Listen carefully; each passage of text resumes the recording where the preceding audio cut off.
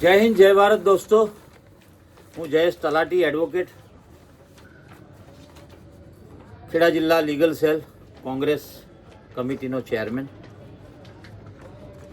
નિવૃત્ત પ્રોફેસર, લો કોલેજ નડિયાદ. ઘણા સમય પછી આપની સમક્ષ ઉપસ્થિત થયો છું. પણ પાટણ જિલ્લાના જીલિયા ગામે જે ઘટના બની છે આરોપીઓને મારવાની, એણે મને ઝકઝોરી મૂક્યો છે. એક વકીલ તરીકે મને એમ લાગ્યું કે મારા વિચારો આપની સાથે શેર કરવા છે. જે રીતે આપણા રાજ્યના ગૃહમંત્રી શ્રી બંધારણના લીરે લીરા ઉડાડી રહ્યા છે, બંધારણનો નાશ કરી રહ્યા છે, કાયદો અને અવ્યવસ્થાના બાદશાહ બનવા તરફ જઈ રહ્યા છે અને એમના નિવેદનો દ્વારા વારંવાર સુપ્રીમ કોર્ટના ચુકાદાઓનું અવમાનના, કન્ટેમ્પ્ટ થઈ રહી છે.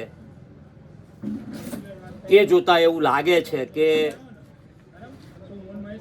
આવનારા સમયમાં કદાચ કોર્ટોને તાળા વાગી જાય તો નવાઈ નહીં.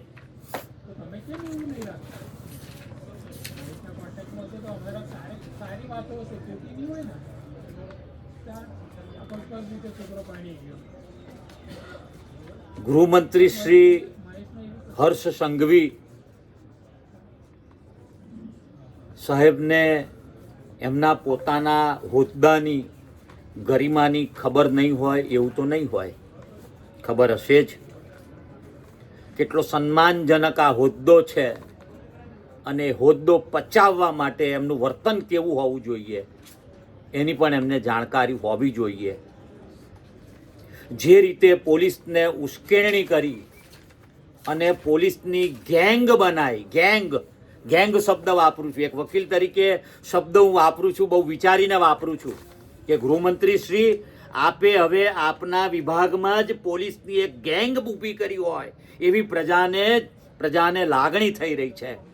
આરોપીઓના અધિકારો, ધરપકડ સામે અધિકાર, ચૂપ રહેવાનો અધિકાર, વકીલ રોકવાનો અધિકાર, જામીન પર છૂટવાનો અધિકાર, આ બધા અધિકારો તમે ગોળીને પી ગયા છો ગૃહમંત્રી શ્રી. અને પોલીસ ડિપાર્ટમેન્ટનું વર્તન એવું છે કે ગૃહમંત્રીના ગુલામ હોય એ રીતે વર્તન કરી રહ્યા છે. ડીજીપી શ્રીને મારે એટલી અપીલ કરવી છે કે તમે ગૃહમંત્રીના ગુલામ નથી, તમે રાજકારણીઓના ગુલામ નથી, તમે ઇન્ડિપેન્ડન્ટલી રાજ્યની અંદર કાયદો અને વ્યવસ્થા જાળવવા માટે સર્વશક્તિમાન છો. You are empowered under the law. અને એટલા માટે હું આપને એક ઉદાહરણ આપું છું. 1965 થી 70ના સમયગાળાની અંદર ચો રામાસ્વામી ચીફ સેક્રેટરી હતા આંધ્રપ્રદેશમાં, અને Neelam Sanjiva Reddy was a chief minister of the state. Neelam Sanjiva Reddy chief minister સાહેબે ચો રામાસ્વામીને એમ કીધું કે Cho come to my cabin and get that file.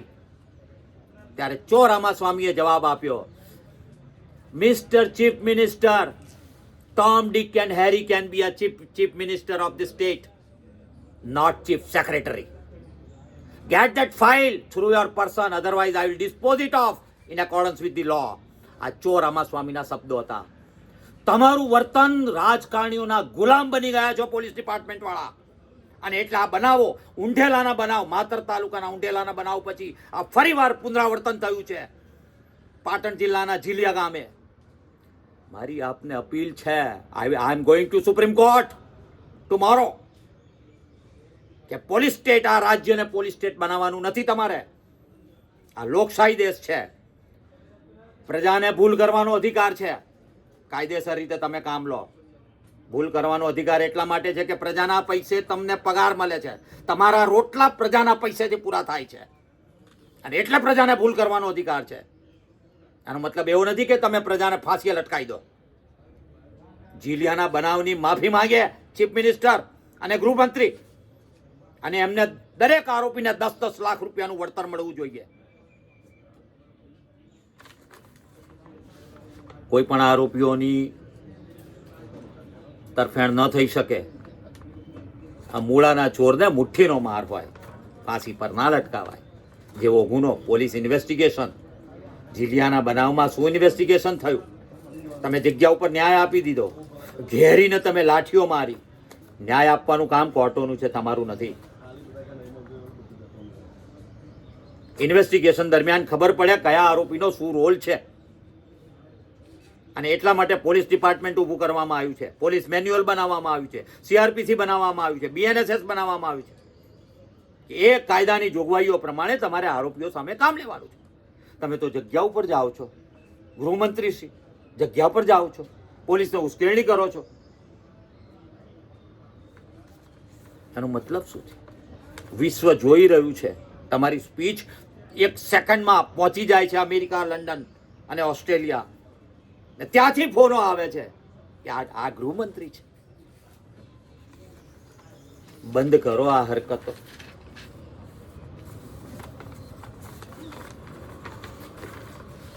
જાતે કરીને ગુજરાતની આબરૂ ને ભયમાં મૂકો છો.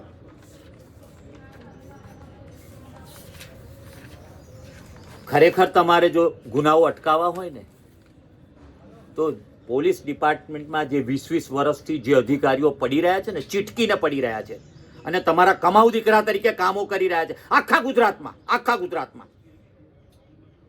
મને નોટિસ કાઢો, હું તમને જવાબ આપું. કયા જિલ્લામાં કેટલા પોલીસના માણસો એક જ પોલીસ ખાતામાં, એક જ જિલ્લામાં, એક જ તાલુકામાં ચીટકી રહેલા છે? નામ જોગ આપું. જેની 10-10, 15-15 વર્ષથી તમે બદલી નથી કરી. શું વાત કરો છો? એવા માણસો પછી કરપ્શન ના કરે તો શું કરે? એટલે માતર તાલુકાના ઊંઢેલાનો બનાવ આપણી આંખો ખોલનારો છે. ત્યાર પછી આ જીલિયાનો બીજો બનાવ બન્યો છે. એટલે મહેરબાની કરીને પોલીસને ઉશ્કેરણી ન કરશો. પોલીસનું કામ, હેડ કોન્સ્ટેબલનું કામ તમે ન કરશો. એક ગૃહમંત્રી તરીકે FIR દાખલ થઈ, પોલીસને કામ કરવા દો. અને એનો રાજકીય લાભ લઈ અને દાદાગીરી કરી અને સોટાને રોલા પાડી દેવાના કામ કરતા હો તો બંધ થઈ જજો ગૃહમંત્રીશ્રી.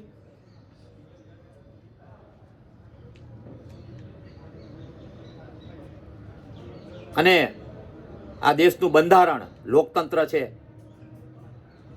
કોઈ પણ રાજકીય પક્ષની જાગીર નથી આ દેશ, કોઈના બાપનો ઇજારો નથી.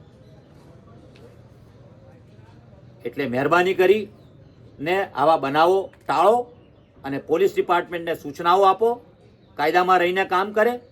અને પોલીસ ડિપાર્ટમેન્ટને પણ મારી અપીલ છે, DGP શ્રીને મારી અપીલ છે કે જો આવો બનાવનું પુનરાવર્તન થાય તો ગૃહમંત્રીને આરોપી નંબર 1 તરીકે પ્રથમ લો. Is the only responsible person for such events.